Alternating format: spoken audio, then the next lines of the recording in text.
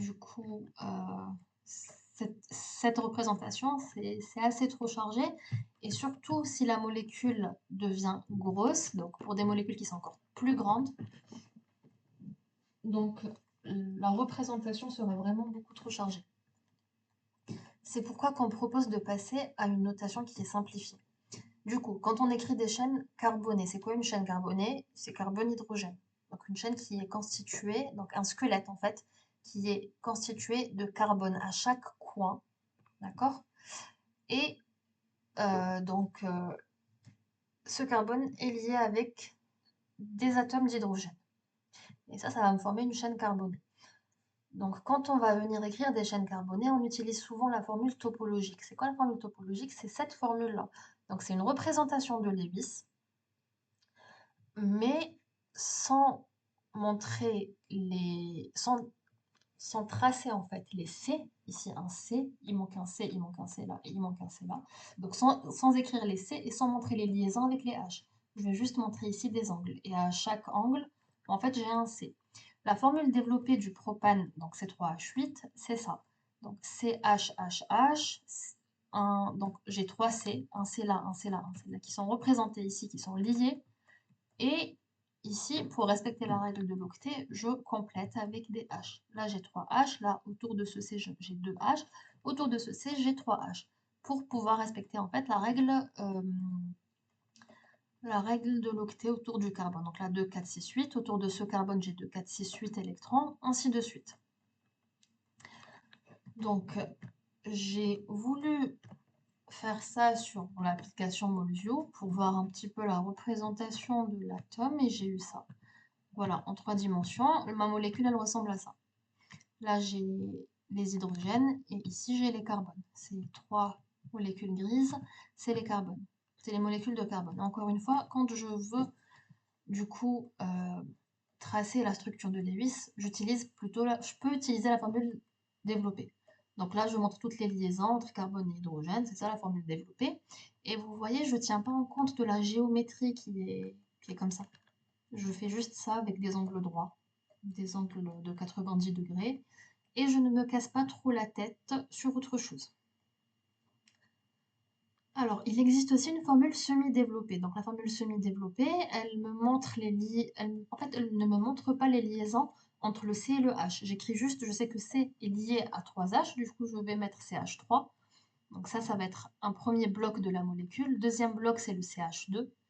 Du coup, je vais lier ce premier bloc au deuxième bloc, donc au CH2, et ce deuxième bloc-là, il va être lié au troisième bloc, qui est CH3.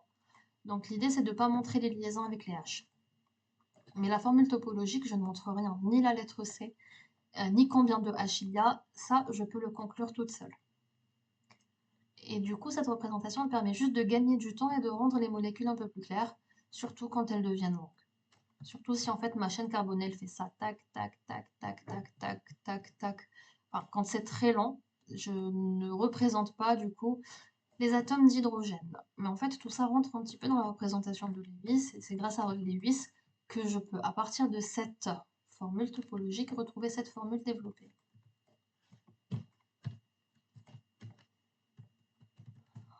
Alors, maintenant, pour répondre aussi, je reviens sur la question de pourquoi je représente Lewis comme ça et non comme ça avec des angles. Comment je peux savoir que la géométrie de la molécule, c'est ça? Ok, c'est pas ça, ce que j'écris moi sur une feuille avec mon crayon. Donc en réalité, c'est ça. Il y a un angle entre les liaisons. Du coup, les liaisons sont un petit peu tendues. C'est une théorie qui s'appelle la théorie VSEPR. Et son principe, il est simple. Les paires d'électrons, en fait, se repoussent. Liantes et non liantes. C'est-à-dire que là, j'ai des paires d'électrons. Vous êtes d'accord avec moi? En fait, ces paires d'électrons, elles se repoussent. Elles se repoussent de sorte à avoir ici une structure 3 dimensions qui va optimiser l'espace. Donc la molécule va adopter une géométrie qui va maximiser la distance entre les paires d'électrons. Parce que chaque paire d'électrons va... En fait, il y a une répulsion entre eux. Donc entre ces paires d'électrons, celle-ci et celle-ci par exemple, on va venir maximiser l'espace pour vraiment avoir voilà, un maximum d'espace entre ça. Donc ça c'est pour vous donner une réponse claire à la question, mais la théorie VS-EPR, on la fera plus tard, plus en détail. Mais en tout cas, en Lewis, c'est pas ce qui nous importe le plus. Nous, ce qu'on veut, c'est vraiment représenter les liaisons covalentes et les doublés non liants. Ok?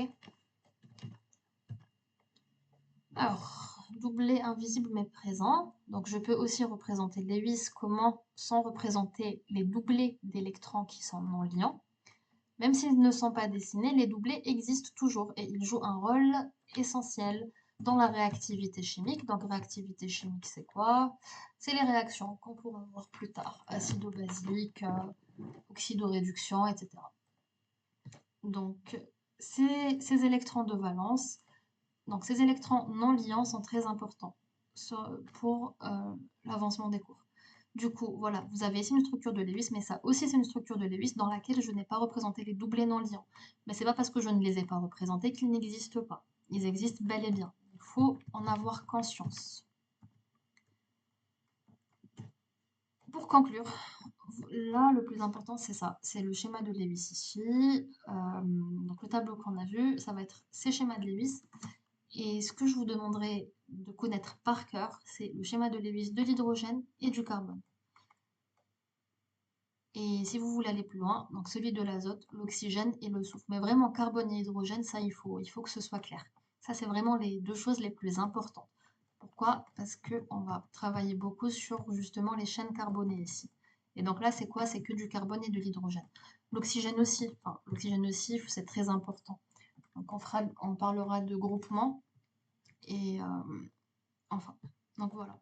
Je vais vous demander de retenir par cœur les schémas de Lewis de l'hydrogène, du carbone, de l'azote, de l'oxygène et du soufre. Et donc les points, c'est des électrons célibataires qui vont rentrer dans des liaisons covalentes. Les doublés, ici chaque doublé, chaque trait, c'est un doublé d'électrons. Donc il y a 2 électrons et qui sont des électrons non liants qui ne rentrent pas dans des liaisons avec d'autres atomes. Enfin, donc à partir de schéma de Lewis, des atomes, j'arrive pas à lire, du coup, donc des atomes usuels, on peut former les molécules en respectant soit la règle du Dewey, saturation à 2 électrons pour l'hydrogène, soit la règle de l'octet, saturation à 8 électrons pour les autres atomes. Donc bien sûr, on parle d'électrons de valence, de la dernière couche électronique. On peut donc prévoir les divers assemblages entre atomes. H2 d'hydrogène, F2, HF, H2O, O2. Donc là, vous avez les assemblages et du coup les notations de Lewis. Donc comment, là, chaque atome avec ses électrons autour, les doublés non liants et les électrons célibataires, et après comment vont se former les liaisons entre eux. Après, on peut aussi avoir une liaison multiple, donc une liaison covalente multiple. Ici pour l'O2, là je vais avoir 2 liaisons parce que j'ai 2 électrons célibataires pour chaque atome qui ne peuvent pas rester seuls dans la nature, donc ils sont obligés de former 2 liaisons. Et il y a même des cas où je peux former 3 liaisons, donc covalentes, entre 2 atomes. Donc 3, ça va être le maximum. Alors, pour ma part, j'ai fini. Et si vous avez des questions, demain matin, n'hésitez pas avant de commencer l'évaluation. Je vous dis bon courage. J'espère que ça a été clair. Maintenant, j'attendrai vos retours demain concernant ce format de vidéo. Si ça vous plaît, je n'hésiterai pas à en faire plus. Bon courage, à demain.